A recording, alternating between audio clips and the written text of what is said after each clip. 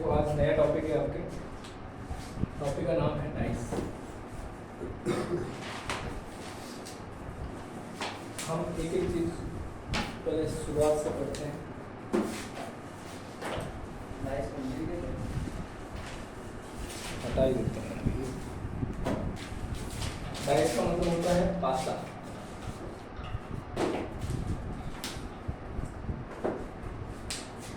आपने आयत देखा है, गन देखा है, आपने ये वाली आकृति आपने पहले देख रखी है और आपने ये वाली आकृति भी पहले देख रखी है, राइट। इस आकृति को बोलते हैं वर्गाकार आकृति या वर्ग, और इस आकृति को बोलते हैं आयत। और ऐसी ऐसी अगर मैं 6 आकृतियां लूं या ऐसी भी 6 आकृतियां लूं और इनसे मिलकर के एक आकृति बनती है कुछ इस तरीके से।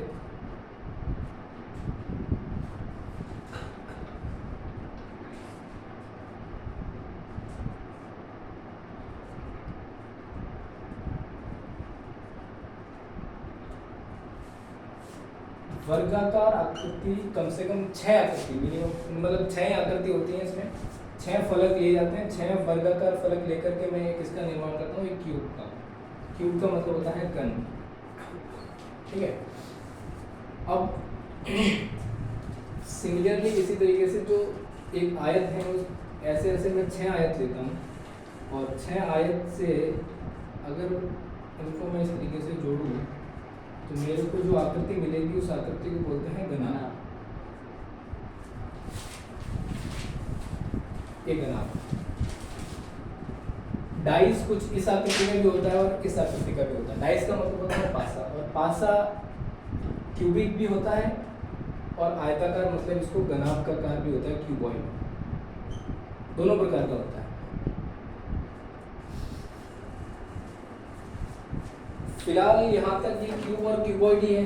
इसको पासा कब कहेंगे, ये पासा तब कहा जाएगा, इसको पासा तब कहेंगे जब इनके ऊपर हम या तो ए बी सी डी किस करके कुछ भी अंकित करें, अंक या कोई नंबर्स इनके ऊपर अंकित करें, या फिर इनके ऊपर कोई निशान बना हुआ हो।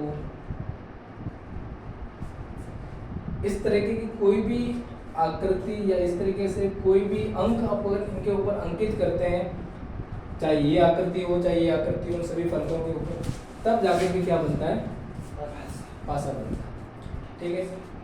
हमारे रीजनिंग के अंदर जो हमें प्रश्न पूछे जाते हैं वो पासे से संबंधित प्रश्न है। या तो हमें एक पासा दिया जाएगा, या हमें 2 पासे दिए जाएंगे, या 3 पासे या 4 पासे। मैक्सिमम 4 पासे तक का क्वेश्चन बनता है, लेकिन आपके सिर्फ 2 पासों तक का क्वेश्चन बनता है, आपके जिस लेवल पे पीएचडी से।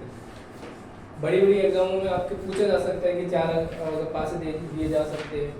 और प्रश्न सिर्फ एक ही टाइप का बनता है कि अगर जो पासे दे रखे हैं उन पासों पर विपरीत फलक निकालना होता है।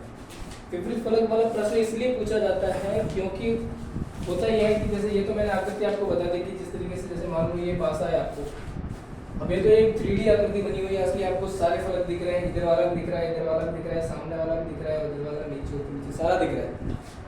लेकिन एक्चुअल में पासा होता कैसे है, देखो मिटा दो इनको। तो एक्चुअल में अगर हम 2D में पासा देखें तो पासे के एक साथ में सिर्फ 3 आकृतियां मुझे दिखाई देती है। अगर ऊपर से मैं देखूं वहां पासे को तो मेरे को सिर्फ 3 आकृतियां एक साथ दिखाई देगी। पासा बनाने का सीख जाना, आपको थोड़ा जरूरत पड़ेगा।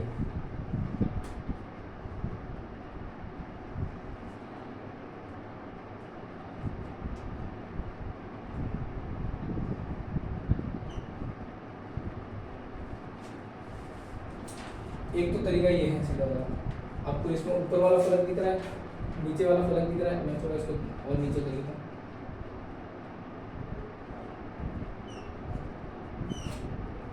साइड वाला फलक दिख रहा है, इधर वाला दिख रहा है, ऊपर वाला फलक दिख रहा है।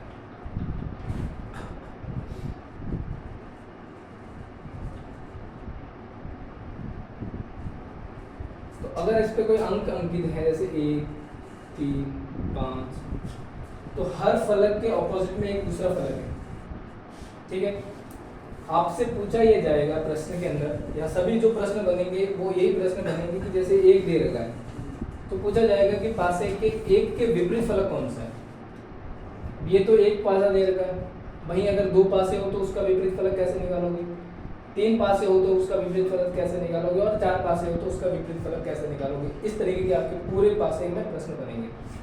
और इस पासे को अगर मैं खोल दूं तो वो कैसे पासा बनता है, थोड़ा इस तरीके से हमारा पूरा टॉपिक चलेगा। ठीक है, तो पहले स्टार्ट करते हैं स्टैंडर्डाइज से, मानक पासे से। पहला टॉपिक हमारा है स्टैंडर्डाइज। स्टैंडर्डाइज या इसको हिंदी में बोलते हैं मानक पासा।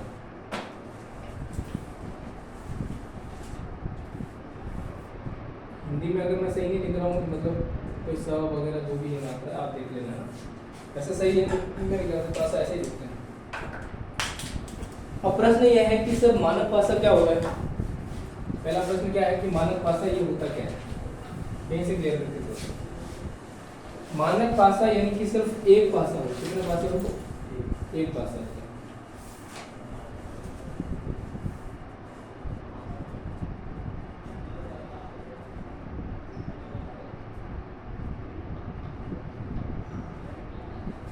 अब इस एक पासे के ऊपर जो नंबर अंकित है, मैंने मान लिया कि यहाँ पर 5 है, यहाँ 4 है, यहाँ पर है 3 है।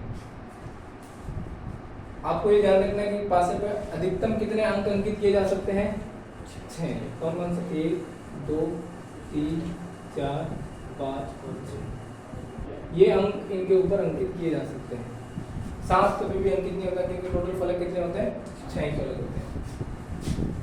अब हमें ये पता लगाना है कि ये मानक फलक है नहीं, सॉरी मानक पासा है या नहीं है। तो हम क्या करेंगे, हम ये देखेंगे कि जो भी पासे दे रखे हैं इनके विपरीत फलकों का, जो विपरीत फलकों पर जो भी अंक अंकित हैं उन दोनों अंकों को जब जोड़ते हैं तो हमारे को 7 मिलना चाहिए।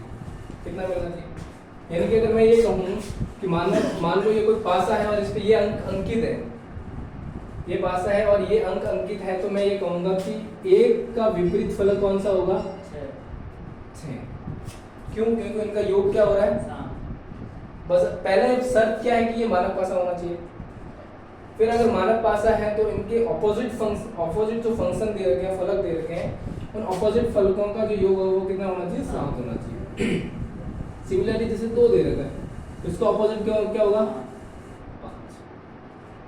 ये हो दोनों आपस में अपोजिट। आई होप आपको समझ में आ गया होगा। तो अगर मानक फलक है ये, तो मैं यहाँ पे क्या लूंगा, 5 का ऑपोजिट क्या होगा, 5 का ऑपोजिट 2, 4 का ऑपोजिट क्या होगा, 3, और बचा कौन सा, 6 का ऑपोजिट क्या होगा। हो गए सारे ये फलक। तो ये क्यों है, क्योंकि इनका योग कितना मिलेगा, या फिर मैं अगर डेफिनेशन के रूप में यहाँ पे लिखूं तो मानक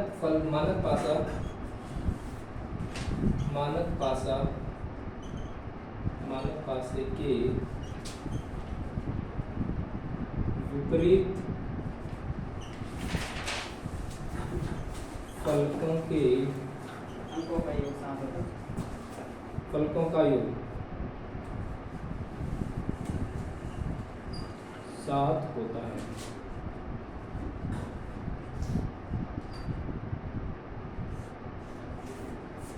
विपरीत फलकों का योग कितना होता है, 7 होता है। अब हमें ये निकालना है कि हमें एक पासा दे रखा था तो वो स्टैंडर्डाइज था, और अब 2 पासे दे रखे हैं तो उसका विपरीत फलन कैसे निकालेंगे, विपरीत फलक निकालना। अब विपरीत फलक कैसे निकालेंगे, फॉर एग्जाम्पल इसके अलग अलग रूल है। पहला रूल आपको ये लिखना है, पहला इसके लिए अलग रूल है। पहला रूल है कि अगर 2 या फिर 1 कॉमन अंक हो, पहला रूल क्या, एक कॉमन अंक। कैसे एक कॉमन अंक हो, मैं डायरेक्ट एग्जांपल के थ्रू ही आपको इसको समझाने की कोशिश करूंगा।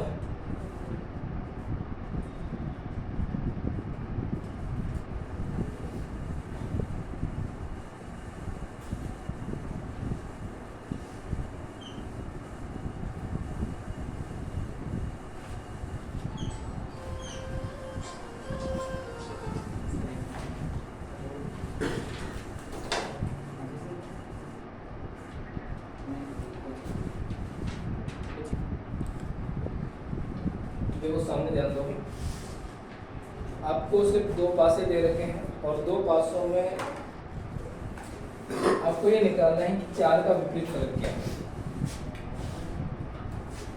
दो पासों को सरल करने के लिए सबसे पहली विधि यह है कि एक कॉमन अंक हो। इस टाइप का प्रश्न मैंने बताया सामने। एक कॉमन अंक होने पर हम क्या करेंगे कि किस तरीके से, पहले तो ये फाइंड आउट करेंगे कॉमन अंक कौन सा है इसमें से। सबसे पहले कॉमन अंक इसमें है एक। तो जो अंक कॉमन है वहां से उस फलक से हम क्लॉकवाइज काउंट करेंगे। किस तरफ काउंट करेंगे? क्लॉकवाइज। क्लॉकवाइज का मतलब इस तरफ चलेंगे, अगले वाले फलक की ओर। यानी कि एक के बाद में जो फलक आ रहा है कंटिन्यू उसको लिखेंगे। एक के बाद में कौन सा आ रहा है? 4 आ रहा है। तो 4 किसका ऑपोजिट है? इधर दूसरे वाले में एक के ऑपोजिट जो आ रहा है उसके। पहले वाले पासे में एक के ऑपोजिट मतलब क्लॉकवाइज चलने पर जो अगला फलक आता है, ठीक उसी प्रकार से अगले जो पासा दे रखा है उसमें जो कॉमन अंक दे रखा है उस कॉमन अंक से अगले वाले फलक की ओर चलेंगे, जो अंक मिलेगा वो 4 का क्या होगा? ऑपोजिट। फिर इस अगले वाले अंक की ओर अगले वाले फलक से मतलब क्लॉकवाइज चले, पहले ये फलक आया फिर अगला फलक आया। वैसे ही यहाँ से 5 से चलना है 6 के ऊपर। तो जैसे जैसे मिल रहा है हमें वो इसके ऑपोजिट अंक होंगे। तो क्या मिल गया मेरे को? 4 का 5 हो गया, 3 का 6 हो गया। अब बचा हुआ 1 का 2। तो 1 का जो भी यहाँ पे नहीं दिख रहा है या जो भी अब तक नहीं आया वो इसका ऑपोजिट फलक होगा। सीधा मतलब ये वाली बात आपको समझ में आ गई? 2 होगा ना। तो इसका आंसर क्या होगा? 4 का विपरीत फलक क्या होगा? क्या आंसर है? 5। तो 4 का ऑपोजिट जो होगा वो हो जाएगा सी ऑप्शन। अब यही तरीका इसमें देख करके बताओ इसमें क्या इसका आंसर होना चाहिए। पहले आप क्या करोगे? कॉमन जो दिख रहा है नंबर वो देखो, बाद में जो ऑपोजिट नंबर आपको मिल रहे हैं उसको इस तरीके से नोट डाउन करो, फिर जो बच रहा है वो इसका आंसर होगा। आंसर होगा 6। क्या आंसर है? क्योंकि हमें क्या निकालना है? 5 का विपरीत। क्या निकालना है? 5 का विपरीत। तो 5 के विपरीत को निकालने के लिए एक सिंपल ट्रिक बता रहा हूं मैं आपको कि जब भी पूछा जा रहा है जो भी अंक इसके ऊपर कॉमन दे रखा है, यानी जो एक अंक कॉमन मिल रहा है, एक अंक होना चाहिए लेकिन एक से अधिक नहीं होना चाहिए। अगर एक ही अंक कॉमन है तो जो अंक इन पासों पे नहीं है वो इसका आंसर है। समझ आ गई? जैसे अगर और पूछा उसका ही जा रहा है कि जो अंक कॉमन है उसका ही पूछा जा रहा है और अंक एक ही कॉमन है, तो जो इसके अंदर जो भी पासे पे नहीं दिख रहा है वो इसका आंसर है। जैसे कि यहाँ पे 5 से अगर अपन क्लॉकवाइज चलेंगे तो 5 का ऑपोजिट आ जाएगा इधर 4 का ऑपोजिट क्या आ जाएगा? जिस पे चले ना तो इस फलक का ऑपोजिट क्या होगा? 5 से इधर क्लॉकवाइज चले तो 3 आ गया। अब अगले वापस चलेंगे तो यहाँ पे मतलब एक का ऑपोजिट इधर क्या हो जाएगा? 2। अब क्या बचा? 5। ये फलक बचा तो इसका ऑपोजिट क्या बचेगा? 6, जो कि यहाँ पे अंकित नहीं है। हमने जो यहाँ पे देखा था कि जो कॉमन था कौन सा? 1। अब 1 इसमें आंसर कौन सा? 1 का ऑपोजिट फंक्शन कौन सा है? 2, जो कि इसमें नहीं दिख रहा है। समझ में आ गया?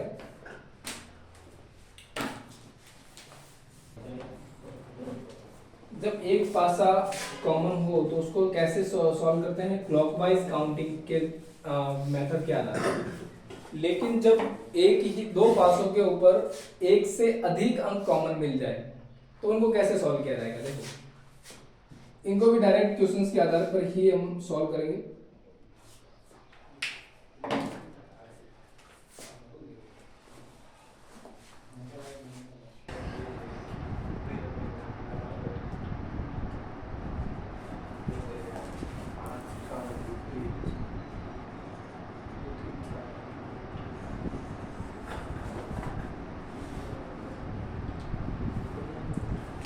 देखो पासे के ऊपर जब अंकित अंकों में 2 अंक कॉमन हो तब उनको किस तरीके से सॉल्व किया जाएगा? पहले तो आपको ये देखना है कि पासों पर जो अंकित अंक हैं वो कितने कॉमन हैं? 2 अंक हैं। तो कौन कौन से हैं इस पे अंकित? कौन से कॉमन है? 2 और 3, और इसमें भी 2 और 3। तो ऐसे प्रश्न में हमेशा ये ध्यान रखना है कि प्रश्न वही पूछा जाएगा जो इसके ऑपोजिट है, जो कॉमन नहीं है। उसका ही ऑपोजिट पूछेगा आपको। ऐसा नहीं हो सकता कि यहाँ पे आपको अंकित ये 2 दे रखे हैं और आपको पूछ लिया कि 2 का ऑपोजिट क्या है, तो पूछेगा ही नहीं, ऐसा प्रश्न ही नहीं आएगा। ये डाउट मन में आ सकता है कि सर ये तो आपको ठीक है कि आपने बता दिया ये वाला, इसको सॉल्व कैसे कैसे करना है, लेकिन अगर इन दोनों में जो कॉमन है इनमें से अगर पूछ लिया जाए तो बताओ कि 2 का ऑपोजिट क्या है या 3 का ऑपोजिट क्या है, वो निकालना भी पॉसिबल नहीं है। वो निकालना वो फिर संभावनाओं पर डिपेंड करता है कि फिर 2 और 3 या तो क्या हो सकता है, 1 हो सकता है, या फिर क्या हो सकता है, 6 हो सकता है। सिमिलरली यहाँ पे या तो 1 हो सकता है या 6 हो सकता है। तो इस पे संभावना बनती है, हम श्योर नहीं होते। लेकिन जो श्योर आंसर किसका पूछा जाएगा, हमें पूछा जाएगा कि 4 का या फिर यहाँ पे 5 का दे रखा, तो इनका ऑपोजिट क्या होगा। तो जो प्रश्न बन सकता है वही पूछा जाएगा कि 5 का ऑपोजिट क्या है। तो इसको निकालने के लिए हमें जो कॉमन अंक दे रखे हैं उनको सीधा सा क्या कर देना है, कट कर देना है, काउंट नहीं करना, उनको हटा ही देना। अब जो अंक मिल रहे हैं वो दोनों आपस में ऑपोजिट है, 5 और 4। क्यों होता है ऐसा, क्योंकि 2 फलक हमेशा एक साथ दिखती है। 3 फलक एक साथ दिखेगी तो जो 2 फलक मुझे यहाँ दिख रही है वही 2 फलक यहाँ दिख रही है। अब जो 2 फलक यहाँ है वही 2 फलक अगर यहाँ भी है तो एक ही तो फलक चेंज हुई इधर।